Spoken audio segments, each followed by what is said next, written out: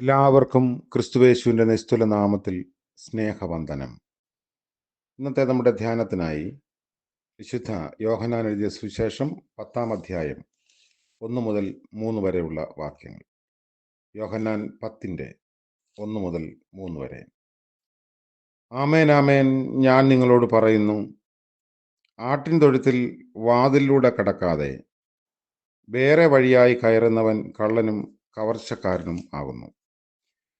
വാതിലൂടെ കടക്കുന്നവനോ ആടുകളുടെ ഇടയനാകുന്നു.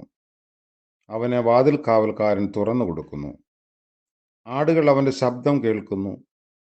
തൻ്റെ ആടുകളെ അവൻ പേർ ചൊല്ലി വിളിച്ച് പുറത്ത് കൊണ്ടുപോകുന്നു.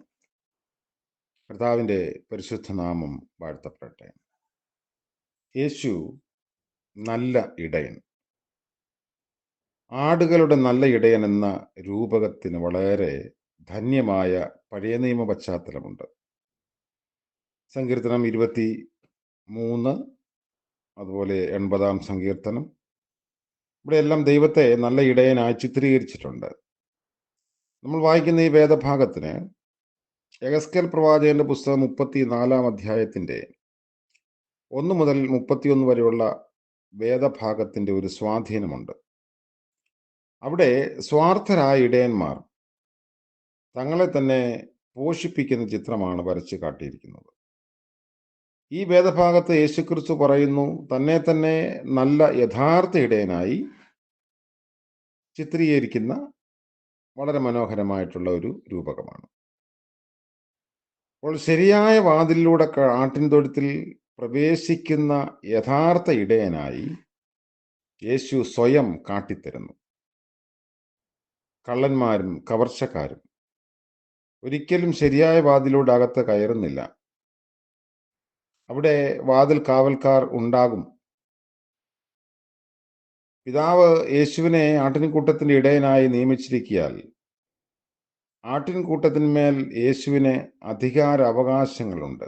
അതുകൊണ്ട് ആട്ടിൻകൂട്ടത്തിന്റെ ഉള്ളിൽ തനിക്ക് പ്രവേശിക്കാം.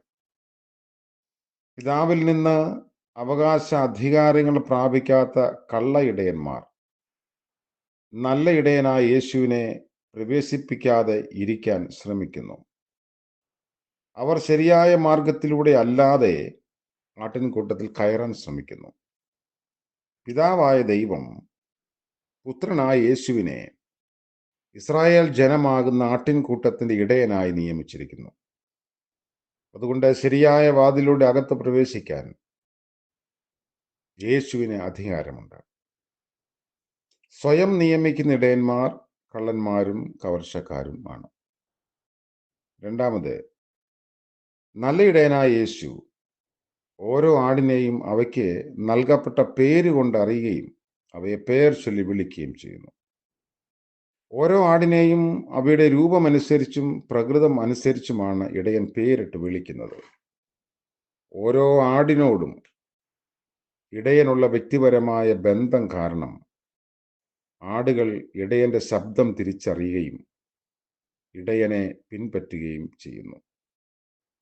യേശുവിൻ്റെ വിളി കേട്ട് യേശുവിനെ പിൻപറ്റുന്നവർ യേശുവിൻ്റെ സ്വന്തമാണ്. വിളി കേട്ട് അനുഗമിക്കാത്തവർ ഇടയനായ കർത്താവിനെ തള്ളിക്കളയുകയും അവഗണിക്കുകയും ചെയ്യുന്നു. അവർ യേശുവിൻ്റേതാകുന്നില്ല.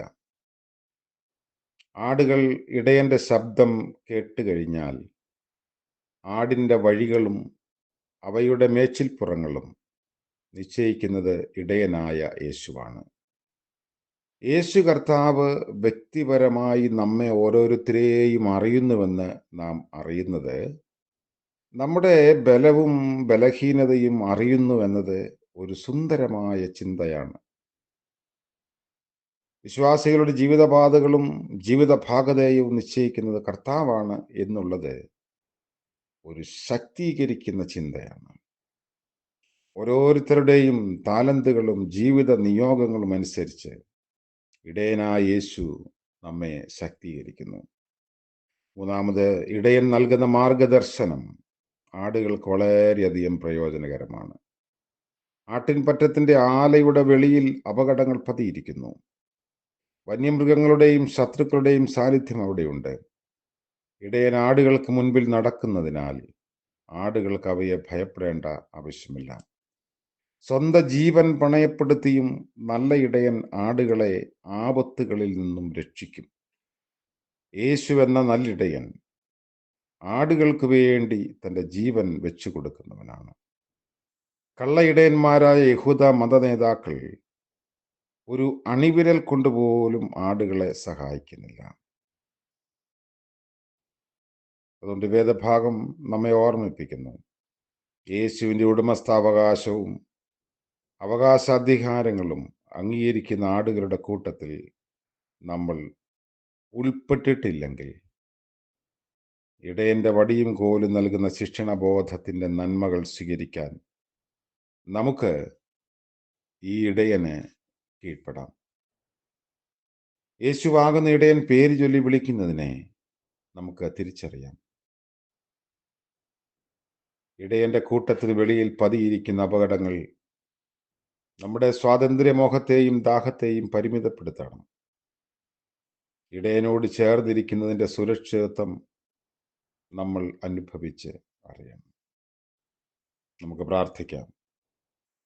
ഇടയനായ കർത്താവേ, അങ്ങ് മാത്രം ആടുകളുടെ വലിയ ഇടയനാകുന്നുവല്ലോ. സ്വന്തം ജീവനെ ഞങ്ങൾക്ക് വേണ്ടി നൽകിയ കർത്താവേ, അവിടെ നിന്നും ഞങ്ങളുടെ മുൻപിൽ നടക്കുന്നു. അങ്ങയുടെ വടിയും കോലും അതുമാത്രമാണ് ഞങ്ങളുടെ നന്മയെന്ന് തിരിച്ചറിഞ്ഞ് വിധേയപ്പെടാനുള്ള കൃപ നൽകണം. ഇന്ന് പകൽക്കാല ജീവിതത്തിൽ കർത്താവിൻ്റെ കരുണയിൽ മുറ്റും ആശ്രയിക്കുന്നു. കൈവിടാതെ കാത്തുകൊള്ളണമേ. പ്രഭാതം മുതൽ പ്രദോഷം വരെ അവിടുത്തെ കരുണയിൽ ആശ്രയിക്കുന്നു. ഇന്ന് ജന്മദിനം ആഘോഷിക്കുന്നവരെയും വിവാഹ വാർഷികം ആഘോഷിക്കുന്നവരെയും ഓർത്ത് പ്രാർത്ഥിക്കുന്നു. നന്മയുടെയും കരുണയുടെയും നല്ല വഴികളിലൂടെ നടപ്പാൻ തക്കവണ്ണം ഇടയന്റെ ശബ്ദം തിരിച്ചറിയാൻ സഹായിക്കണമേ. യേശു മശീഹ മൂലം പ്രാർത്ഥന ദയവോടെ കേൾക്കുമാറാകണമേ. ആമേൻ. ത്രിയേക ദൈവത്തിൻ്റെ അനുഗ്രഹവും കാവലും നമ്മോടുകൂടെ ഇന്നും എന്നേക്കും ഉണ്ടായിരിക്കുമാറാകട്ടെ. ആമേൻ.